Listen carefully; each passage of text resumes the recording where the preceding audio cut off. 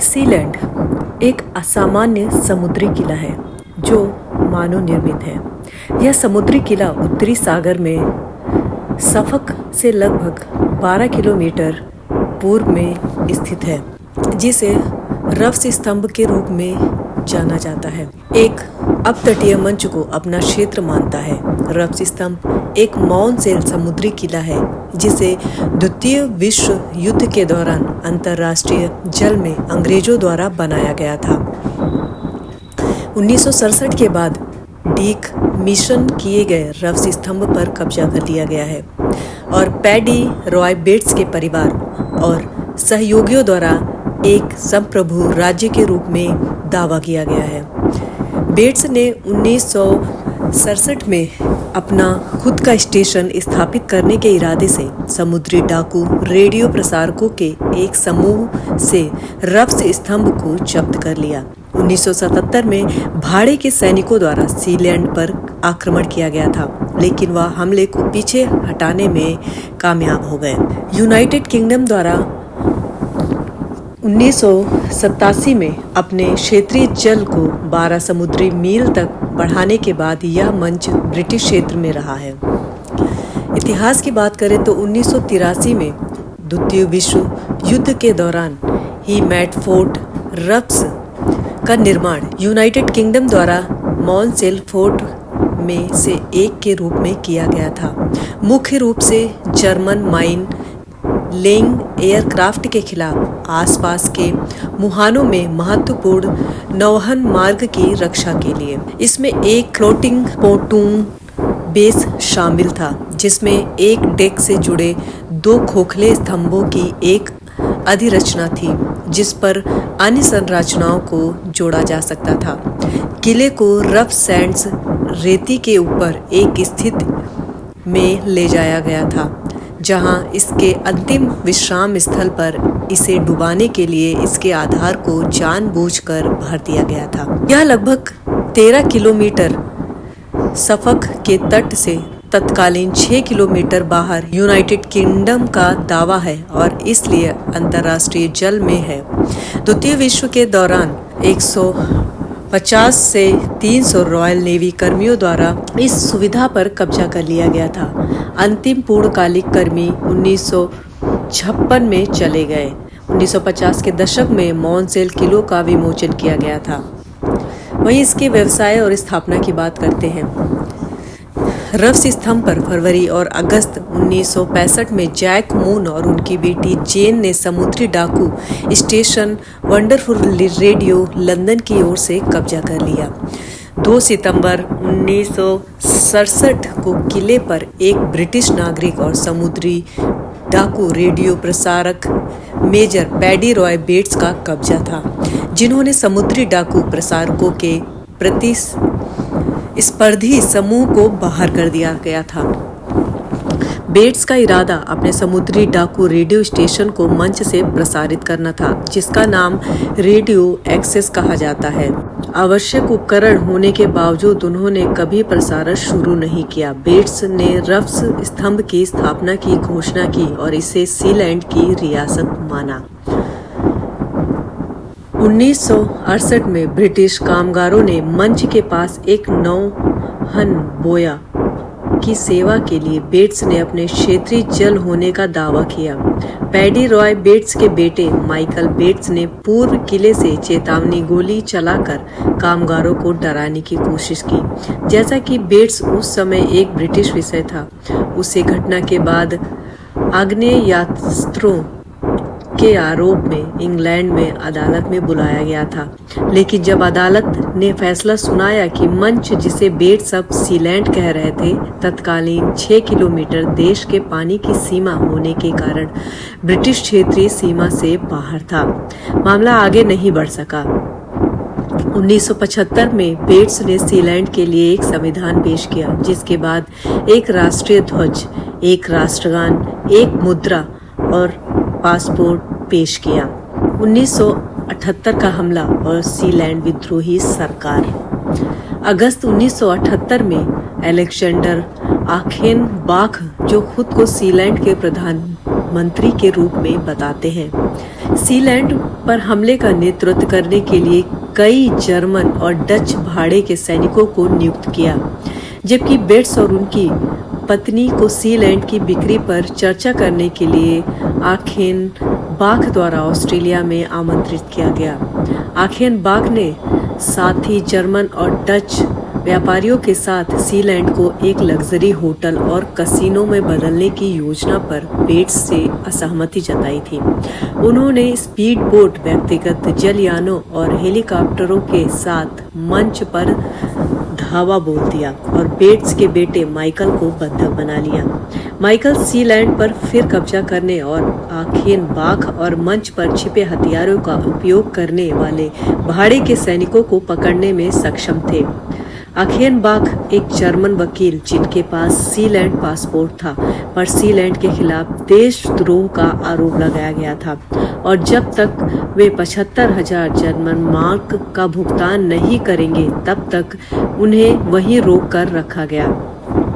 Germany ने तब अपने लंदन दूतावास से एक राजनयिक को आखेनबाख की रिहाई पर बातचीत करने के लिए सीलैंड भेजा। कई हफ्तों की बातचीत के बाद रॉय बेट्स रिहाई के लिए राजी हो गए और बाद में दावा किया कि राजनयिक यात्रा जर्मनी द्वारा सीलैंड की वास्तविक मान्यता का गठन करती है। पूर्व के प्रत्यावर्तन के बाद आखेनबाख और गर्नोट पुत्ज ने निर्वासन में एक सरकार की स्थापना की, जिसे कभी कभी जर्मनी में सीलैंड विद्रोही सरकार या सीलैंडिक विद्रोही सरकार के रूप में जाना जाता है। 1987 में यूनाइटेड किंगडम ने अपने क्षेत्रीय जल को 12 किलोमीटर मील तक बढ़ा दिया। सीलैंड अब अंतर्राष्ट्रीय स्तर पर ब्रिटिश के रूप में मान्यता प्राप्त जल में स्थित है। सीलैंड काल्पनिक पासपोर्ट बेचता है, जैसा कि यूरोपीय संघ की परिषद द्वारा कहा गया है, जो अंतर्राष्ट्रीय यात्रा के लिए मान्य नहीं है।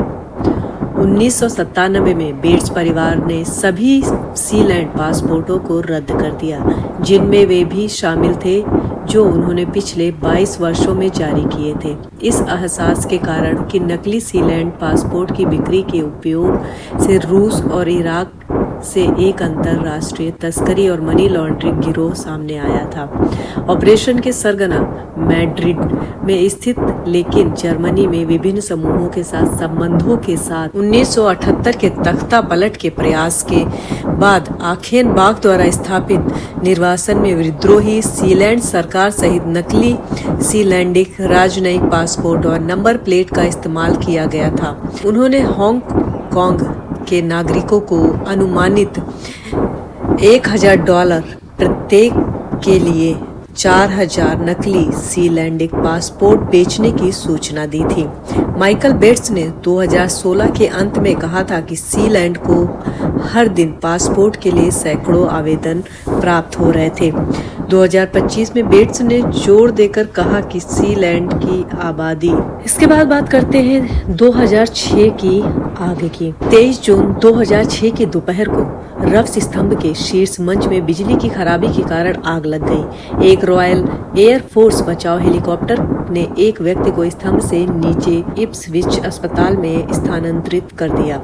हार्विक लाइफ बोट रफ्स स्तंभ के पास तब तक खड़ी रही जब तक कि एक स्थानीय फायर टग ने आग को बुझा नहीं दिया। नवंबर 2006 तक सभी नुकसान का मरम्मत करवा दिया गया। जनवरी 2007 में स्वीडिश विचारक समूह पिरात बायरान द्वारा स्थापित मनोरंजन मीडिया और सॉफ्टवेयर की डिजिटल सामग्री की एक ऑनलाइन अनुक्रमणिका द पायरेट बे ने स्वीडन में कठोर कॉपीराइट उपयोगों के बाद सीलैंड को खरीदने का प्रयास किया, जिससे उन्हें कहीं और संचालन के आधार की तलाश करने के लिए मजबूर होना पड़ा। 2007 और 2010 के बीच सीलैंड को स्पेनिश स्टेट कंपनी इन मोनारंजा के माध्यम से बिक्री के लिए पेश किया गया था, जिसमें उन्हें करोड़ों की मांग की थी।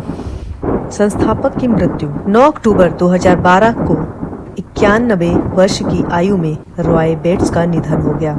वह कई वर्षों से अल्जाइमर रोग से पीड़ित थे। उनका बेटा माइकल अब खुद को सीलैंड के राजकुमार के रूप में पेश करता है। माइकल बेट्स सफोल्क में रहते हैं, जहां वे और उनके बेटे फ्रूट्स ऑफ द सी नामक पारिवारिक मछली पकड़ने का व्यवसाय चलाते हैं। जोआन बेट्स, रॉय बेट्स की पत्नी का 10 मार्च 2016 को 86 वर्ष की आयु में एक्सेस नर्सिंग होम में निधन हो गया। मान्यता की बात करते हैं। द ऑस्ट्रेलियन और रेड बुल के साइमन सेलर सीलैंड को दुनिया का सबसे छोटा देश बताते हैं, लेकिन सीलैंड को किसी भी स्थापित संप्रभु राज्य द्वारा आधिकारिक रूप से मान्यता प्राप्त नहीं है। लेकिन फिर भी सीलैंड सरकार द्वारा दावा है कि इसे जर्मनी द्वारा वास्तविक रूप से मान्यता दी गई है, क्योंकि जर्मनी ने एक बार एक राजनयिक को सीलैंड भेजा था।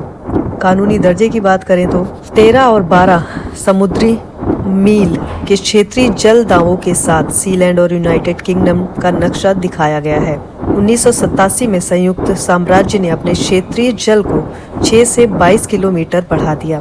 सीलैंड अब ब्रिटिश प्रादेशिक जल में है।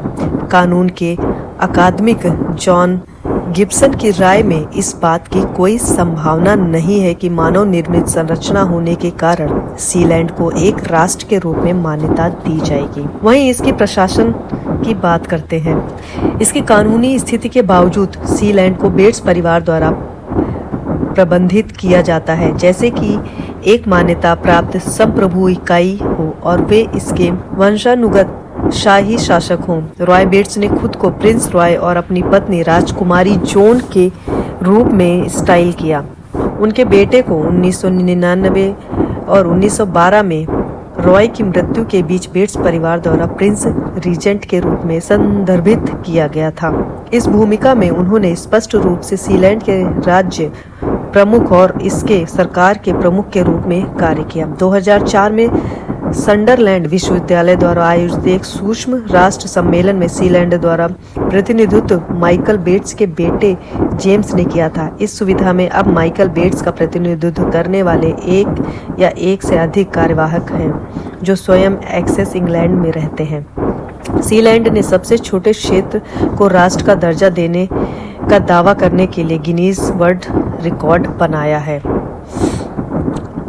वहीं इसके व्यापार की बात करते हैं। सीलैंड कई वाणिज्यिक कार्यों में शामिल रहा, जिसमें सिक्के और डाक टिकट जारी करना और अपतटीय इंटरनेट होस्टिंग सुविधा या डेटा हेवन की स्थापना शामिल है। 2000 में हेवनेको नामक एक नई इकाई की स्थापना के बाद सीलैंड के बारे में दुनिया भर में प्रचार किया गया था, जो एक डेटा हेवन था जिसे रफ्स स्तंभ को प्रभावी ढंग से नियंत्रित किया गया। हेवन के सह-संस्थापक और देश के एक प्रमुख भागीदार रेयान लैकी ने कंपनी के प्रबंधन को लेकर बेट्स परिवार के साथ असहमति का हवाला देते हुए 2002 में कठोर परिस्थितियों में हेवनेको को छोड़ दिया। हेवनेको वेबसाइट 2008 में ऑफलाइन हो गई। अब इसके बाद बात करते हैं यह देश आखिर खेल से कैसे जुड़ा हुआ है। तो आपको बता दें, Sealand national football associational novel federation board का एक सहयोगी सदस्य है, जो गैर मान्यता प्राप्त राज्यों और फीफा के सदस्य नहीं होने वाले राज्यों के लिए एक फुटबॉल स्वीकृत निकाय है। यह सीलैंड राष्ट्रीय फुटबॉल टीम का संचालन करता है। 2004 में राष्ट्रीय टीम ने अपना पहला अंतर्राष्ट्रीय खेल आलैंड द्वीप समूह की राष्ट्रीय फुटबॉल टीम के खिलाफ खेला, जिसमें 2-2 की बराबरी रही। 2004 में पर्वतारोही स्लेडर ओवी अट ने मुजताग अता के शीर्ष पर समुद्री तट का झंडा फहराया। इसके अलावा 2007 में माइकल मार्टेल ने क्यूबेक सिटी कनाडा में आयोजित कुंफू के विश्व कप में सीलैंड की रियासत का प्रतिनिधित्व किया।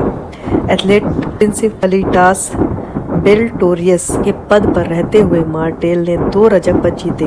विश्व चैंपियनशिप पोडियम पर आने वाले पहले सीलैंड एथलीट बन गए। वहीं अब इसको आसान भाषा में समझते हैं। सीलैंड एक असामान्य समुद्री किला है जो मानव निर्मित है। यह समुद्री किला उत्तरी सागर में सफक से लगभग 12 किलोमीटर दूर पूर्व में स्थित है। ब्रिटेन के इतना नजदीक होने के बावजूद सीलैंड स्वतंत्र देश का दावा करता है। यहाँ रहने वाले ब्रिटिश परिवार भी निर्विवाद रूप से इस दावे का समर्थन करते हैं। सीलैंड का कुल क्षेत्रफल 4000 मीटर है। अगर आप सीलैंड की स्वतंत्रता का प्रूफ देखना चाहते हैं तो यह जान लें कि सीलैंड की अपनी फुटबॉल टीम, राष्ट्रगान, मुद्रा, इसके अपने पासपोर्ट और टिकट भी हैं। BBC ट्रैवल के अनुसार इस रियासत को द्वितीय विश्व युद्ध के दौरान 1942 में ब्रिटेन सरकार ने सेना और नौसेना के किले के रूप में बनाया था। वहीं एक रिपोर्ट के अनुसार सीलैंड को रफ टावर के रूप में भी जाना जाता है। साल 1956 में इसे आजाद करने से पहले तक इस टावर में कई प्रकार के कार्य किए गए, लेकिन 1966 में सब कुछ बदल गया। पैडी रॉय बेट्स नामक के एक व्यक्ति ने अपने अवैध रेडियो स्टेशन रेडियो एक्सेस को चलाने के लिए इस टावर का नियंत्रण कर लिया। शुरुआत में रॉय बेट्स ने नॉक जॉन नामक किले पर अपना शिविर बनाया, लेकिन स्टेशनों को बंद करने के लक्ष्य के साथ 1967 में ब्रिटेन के समुद्री प्रसारण अपराध अधिनियम के पारित होने के बाद बेट्स इस किले को छोड़ने के लिए मजबूर हो गए। इसके बाद रॉय बेट्स ने सीलैंड किले को सीलैंड रियासत घोषित कर दिया और जल्द ही उसका परिवार भी वहां आ गया।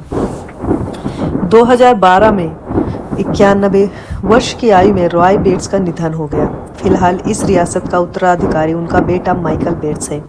इस कथित माइक्रोनेशन के प्रमुख माइकल बेट्स एक कॉकल फिशिंग ऑपरेशन भी चलाते हैं। यह कॉकल फिशिंग स्पेन को समुद्री भोजन निर्यात करता है। इससे भी दिलचस्प यह है कि माइकल की शादी भी सीलैंड में 1968 में एक हेलीकॉप्टर के अंदर हुए एक समारोह में हुई थी।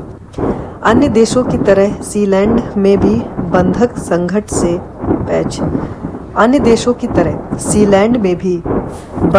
संकट से लेकर सीमा विवाद तक है। 1968 में ब्रिटिश नौसेना ने सीलैंड को नष्ट करने का प्रयास किया था। जवाबी कार्रवाई करते हुए सीलैंड ने ब्रिटिश नौसेना की तरफ वार्निंग शॉट दागे। इसके अलावा 1978 में जब रॉय बेट्स और उनकी पत्नी ऑस्ट्रिया में थे, उस वक्त सीलैंड ने स्वघोषित पूर्व प्रधानमंत्री अलेक्जेंडर अचेनबैक ने सीलैंड पर हमला शुरू कर दिया था। इस हमले में अचेनबैक ने कई जर्मन और डच सैनिकों की मदद ली थी। बंदी होने के बावजूद माइकल बेट्स ने सीलैंड को पुनः प्राप्त करने और अलेक्जेंडर और भाड़े के सैनिकों को पकड़ने के लिए सीलैंड के हथियारों का इस्तेमाल किया। सीलैंड का दौरा करना मुश्किल है। फिलहाल यात्रा की अनुमति भी नहीं है। यदि आप सीलैंड की यात्रा करना भी चाहते हैं तो वीज़ा स्वीकृत होने की संभावना बहुत कम है। अगर आप यात्रा करते भी हैं तो वहां वास्तव में ज़्यादा कुछ नहीं है। रहने के लिए खाने के लिए विकल्प के तौर पर ठीक से 1 टन सामान भी मौजूद नहीं है। सीलैंड की सरकारी वेबसाइट के अनुसार वर्तमान अंतर्राष्ट्रीय स्थिति और अन्य मुद्दों के कारण अक्सर सीलैंड की रियासत की यात्रा की अनुमति नहीं दी जाती, इसलिए फिलहाल वीज़ा के लिए आवेदन बंद है। उम्मीद है आपको हमारा वीडियो पसंद आया हो तो इसे लाइक और शेयर ज़रूर करें।